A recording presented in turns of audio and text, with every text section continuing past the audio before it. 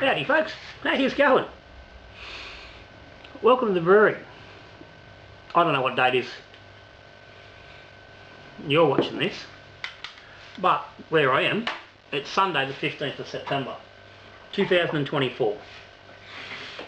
That means it's 6 years today since my son got married, which means it's the 6th year in a row I've got to sit down and do a tasting on this beer. It will also be the last year I get to sit down and do a tasting on this beer, because this is the last one I've got. What is the beer, you ask? Well, as Dean on the Curiosity Show used to say, I'm glad you asked. This is the beer I brewed for the wedding. A Imperial Porter. There was 28 litres of this brewed up, and it was packaged up and labelled with special labelling on there, on the back and on the front, and this was given to every male half of all the couples, or any male that attended the wedding, as their gift. All the ladies got a jar of honey from the daughter-in-law's father.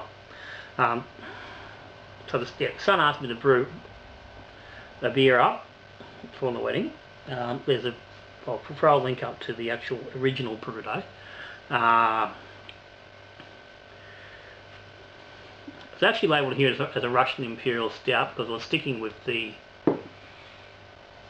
historical reference of the Russian Imperial Stout being brewed for the Russian royal family to celebrate weddings, which is where it came from. It was brewed by the English and shipped over in barrels for the Tsars to enjoy at their weddings of their family members, as a gift from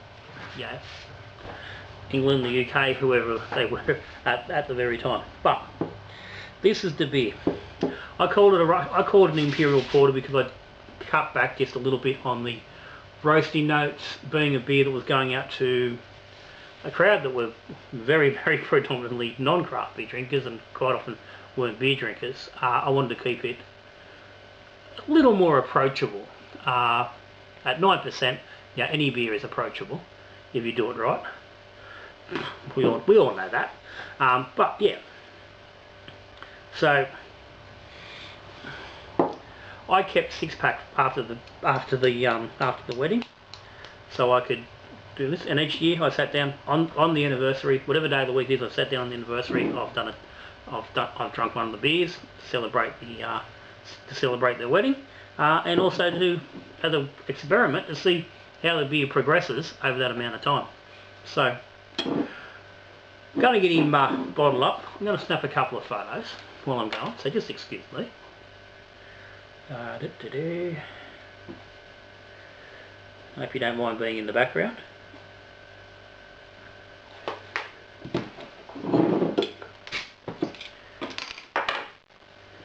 Still a good hiss on there.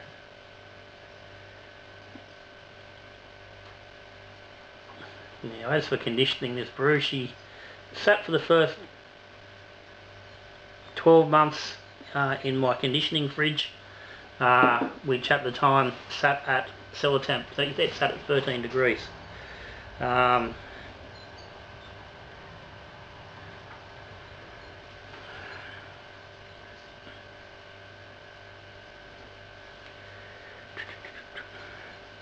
And then went into the fridge, and they've been in the fridge ever since. So she drains. There's a whack of crud in the bottom of the bottle. She's a fairly solid sediment in the bottom, and you can even sort of see even just on the side of the bottle, it's gripped on a little bit. So that's her. She's always been nice and dark. Very, very, very, very dark. got the big boozy nose, boozy chocolatey nose.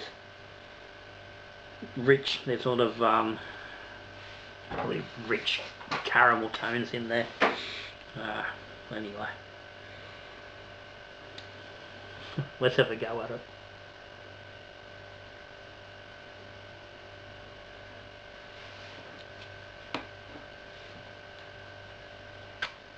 Oh yeah, it's still drinking nice.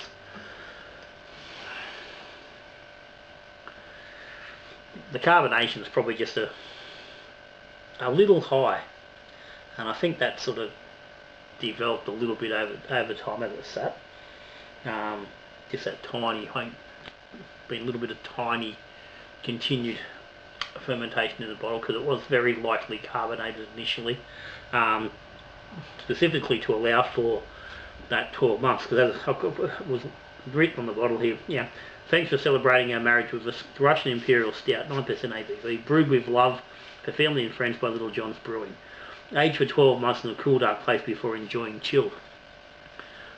The idea was, when we got to it, was for everybody at the wedding to sit down on the anniversary, on that first anniversary, crack the beer, drink it, you know, and it's the same thing, celebrate the, you know, that first year of the marriage. I know there's quite a few people that haven't opened their bottles or still got them. I could probably track down a few more for continued ongoing tasters, but I couldn't imagine that a lot of people have kept them really well.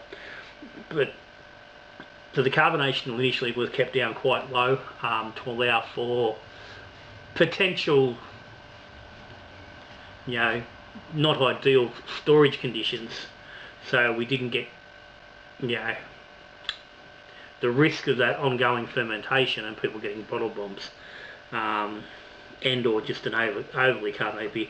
This is a little over carbonated for where you'd really want it, but it's only very minor.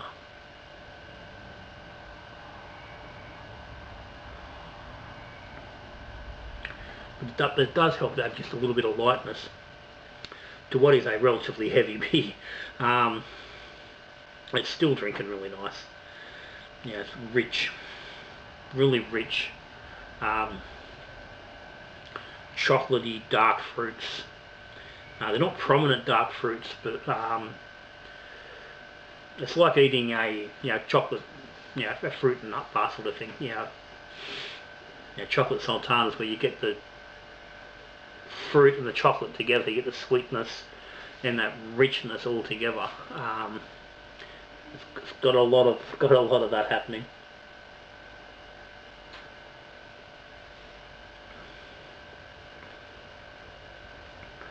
The booze isn't quite as evident in the flavour. It's always been reasonably boozy. Again, 9%. That's gonna happen.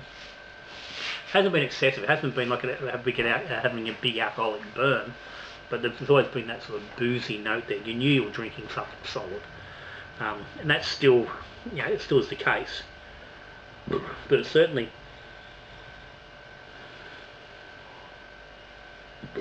not as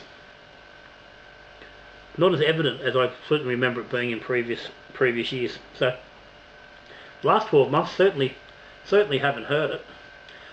So the biggest thing I've like taken out of it, it's not even aside from the actual taste of the beer, is the fact that, you know, you can keep these beers for a long time, and they're still very drinkable if, you know, if you treat them right and you do the right things, you know, up front. Yeah, and in all honesty, this was probably done with a bit less of the knowledge that I do have now. Certainly with a bit less of the methods. It was a reiterated mash, which was the first time I'd ever done it, so it was a little bit of a trial and error at the time, so we didn't know exactly how we were going to get. Which is interesting, because like I said, it says 9% on the bottle. I think this beer actually finished up at 8.8%. We had the stickers done before it finished. It didn't quite attenuate as low as I'd planned, which, as I said, since then I've discovered is a common thing with, you know, the big Imperials, they tend to not attenuate as much as you ever think they're going to. And you sort of, you know, tend to allow for that. Back then, I didn't know. At that time, this was the biggest beer I'd done. I still haven't done many beers bigger than this.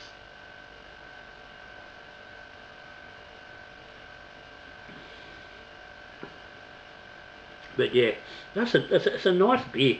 Well, certainly, you know, if you're ever interested in brewing yourself an Imperial of, you know, that's not, as I said, isn't really roasty and savage, jump on the brew day, have a look at it, because it's a good recipe. It works nice. It's nice beer. Certainly, plenty of commercial examples that wouldn't hold up to it.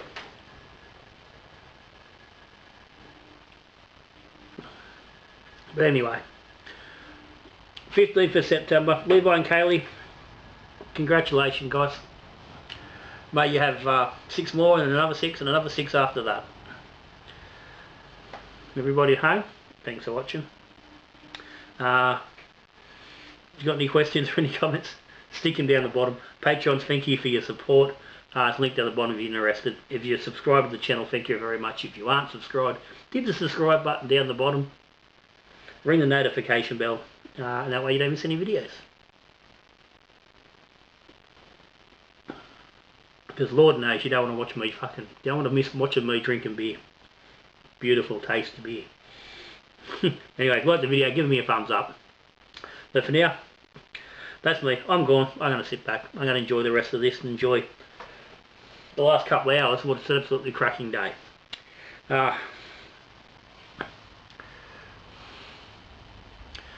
Yeah, so till I see you in the next video. We're brewing beer, drinking beer, or talking beer. Good brewing.